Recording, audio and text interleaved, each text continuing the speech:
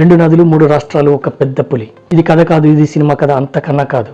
భారతదేశంలో నిజంగా జరిగిన షాకింగ్ ప్రయాణం, ఒక పెద్ద పులి చేసిన షాకింగ్ ప్రయాణం ఈరోజు భారతదేశంలో సంచలనంగా మారింది. చివరకు పులి మన మధ్యకు వచ్చి చేరింది. కానీ ఈ పులి చేసిన ప్రయాణం వెనక ఉన్న నిజమేంటో ప్రతి ఒక్కరిని ఆలోచింపచేస్తాను. పులి అంటే కేవలం అడవి జంతువు కాదు. పులి అంటే అడవికి రాజు. పులి ఉన్న అడవి జీవంతో నిండిన అడవి. పులి లేని అడవి మెల్లగా చనిపోతున్న అడవి. భారతదేశంలో పులుల సంఖ్య తగ్గిపోవడం ఒకప్పుడు పెద్ద ప్రమాదంగా మారిందని మనందరికీ తెలుసు. అందుకే టైగర్ రిజర్వ్లు ఏర్పడ్డాయి. అందులో ఒకటి తడోబా అందారి టైగర్ రిజర్వ్.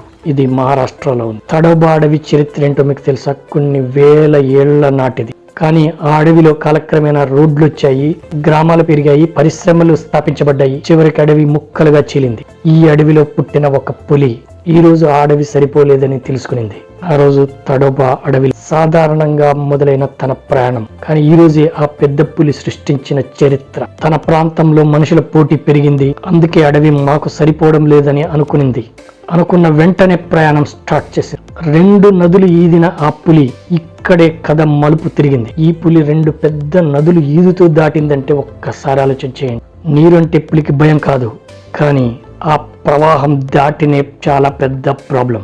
అయినా ఒక లక్ష్యం చేరాలంటే ఆ పులి ఈదుకుంటూ రాష్ట్రాలు దాటింది, నదులు దాటింది. ఇది మనుషుల ప్రయాణం కాదు, ఒక అడవిలో నివసిస్తున్న పెద్ద పులి జీవన పోరాటం. ఈ పులి ప్రయాణం చేసిన రాష్ట్రాలు మహారాష్ట్ర, ఛత్తీస్గఢ్, తెలంగాణ మీదుగా ఆంధ్రప్రదేశ్ చేరుకుంది. ఇవి న్యూస్ లో చూస్తే చిన్న గీతల్లా కనిపిస్తాయి, కానీ ఈ అడవిలో పోరాటం మరణంతో చెలగాటం. రోడ్లు, ట్రైన్లు, గ్రామాలు, ప్రతి అడుగు ప్రమాదమే. అయినా అది ప్రయాణాన్ని కొనసాగించి ఇప్పుడు తూర్పుగోదావరిలో భయం. ఒకరోజు తూర్పుగోదావరి జిల్లాలో గ్రామస్తులు గమనించారు, పొలాల్లో పెద్ద పులి పాదముద్రలు కనిపించాయి. రాత్రిళ్ళు విచిత్రమైన శబ్దాలు వినపడుతున్నాయి. పశువులు మాయమవుతున్నాయి, కొన్ని చనిపోవడం జరిగింది. ఇవన్నీ గమనించారు ప్రజలు. అప్పుడే నిజం బయటపడింది, ఇది పెద్ద పులి అని. గ్రామాల్లో భయం మొదలైంది.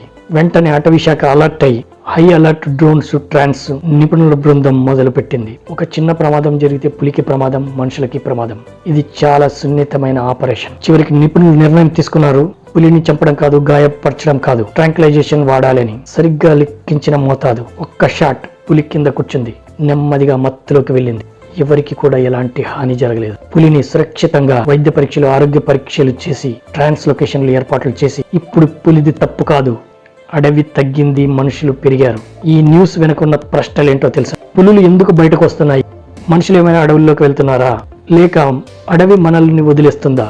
ఇది కేవలం ఒక పెద్ద పులి కథ కాదు, ఇది భవిష్యత్ తరాలకు హెచ్చరిక. నిజంగా కాపాడాల్సిన వాళ్లే అడవులను నిర్మూలించడానికి పునాదులు వేస్తున్నారు. అడవులను కాపాడాల్సిన ప్రభుత్వాలే ఈ రోజు అడవులను నిర్మూలించాయంటే ఇది ఎంత పెద్ద వ్యంగ్యం. పేద ప్రజల పేరుతో, అభివృద్ధి పేరుతో, ఉపాధి పేరుతో అసలు ఎవరి కోసం అడవులు నరికేస్తున్నారో మీకు అర్థమవుతుందా? అడవులో మైనింగ్ వస్తే ఇంపార్టెంటా? అడవుల్లో మైనింగ్ వస్తే కార్పొరేట్లు బాగుపడతారు, కార్పొరేట్లకు లాభాలు వస్తాయి, మన నాయకులు అంతో ఇంతో సంపాదించుకుంటారు, కాగితాలపై అనుమతులు ఇస్తారు. చివరికి అడవుల్లో నివసించే ప్రజలు, ఇక్కడ లాభం ఎవరికి? అడవుల్లో నివసించే ప్రజలకు, లేక పేద ప్రజలకు? కోట్ల రూపాయలు సంపాదించుకుంటున్న కార్పొరేట్ కంపెనీలకు. ఒక్కసారి నిజంగా ఆలోచించండి. మైనింగ్ వస్తే కొన్ని రోజులు కొంతమందికి కూలీలు వస్తాయి, కొంతమందికి ఉద్యోగాలు వస్తాయి. కానీ మైనింగ్ ముగిసిన తర్వాత అడవి శాశ్వతంగా అంతమైపోతాయి. నీటి వనరులు కాలుష్యమైపోతాయి, జంతువులు తమ నివాసాలు కోల్పోతాయి, గిరిజనులు తమ భూములను వదిలిపోతారు. ఇది అభివృద్ధి లేక వినాశనం? కార్పొరేట్ లాభాలు సంపాదిస్తాయి, వనరులు దోచుకుంటాయి, అడవులు ఖాళీ అయిన తర్వాత వెళ్ళిపోతాయి. అప్పుడు ఈ కూలీ ఉండదు, ఈ చిన్న ఉద్యోగాలు ఉండవు. బాధ మిగిలేది ఎవరికి? పేద ప్రజలకు కాలుష్యం, భవిష్యత్తుకు ఎడారి, దేశానికి తిరిగి రాని నష్టం. ఇది అభివృద్ధి కాదు, వ్యవస్థబద్ధమైన దోపిడీ. ఇవి నాటకాలు చేసిన కుట్ర. ప్రభుత్వాలు చెబుతాయి పర్యావరణ అనుమతులున్నాయి, పునరావాసం ఇస్తాం, అడవికి నష్టం జరగదు. కానీ వాస్తవం ఏంటి? పేపర్లలో అడవులుంటాయి, నేలపై చెట్లు కూలిపోతాయి. అసలు తప్పెవరిది? పులిది కాదు, పేదవాళ్ళది కాదు, గ్రామస్తులది కాదు. అడవులను వ్యాపారంగా మార్చిన విధానాలది, లాభాల కోసం ప్రకృతిని అమ్ముకున్న వ్యవస్థది. ఇది ఒక పులి కథ కాదు, ఇది ఒక అడవి కథ కాదు, ఇది మన భవిష్యత్తు మీద జరుగుతున్న ప్రయోగం. అడవులు ఉంటేనే ప్రజలు ఉంటారు, అడవులు పోతే పులులు బయటకు వస్తాయి, నదులు ఎండిపోతాయి, చివరకు మనమే బాధితులం అవుతాం. అడవులను కాపాడటం ఉద్యమం కాదు, అది మన జీవన హక్కు, మన బాధ్యత. ఈరోజు పులి, రేపు ఇంకో జంతువు. ప్రకృతి మౌనంగా ఉండొచ్చు, కానీ అది మర్చిపోదని గుర్తుపెట్టుకోండి. ఇది ప్రభుత్వ వైఫల్యమా, లేక మనుషుల బాధ్యత లేనితనమా? ఇక్కడ చాలా మంది అనుకుంటుంటారు, ఇప్పుడు మాకు సంబంధం లేదు, ఈ విషయం మన వరకు రాదు, మనకేం అవసరం, మన భార్య పిల్లలు మనము క్షేమంగా ఉన్నాము చాలు.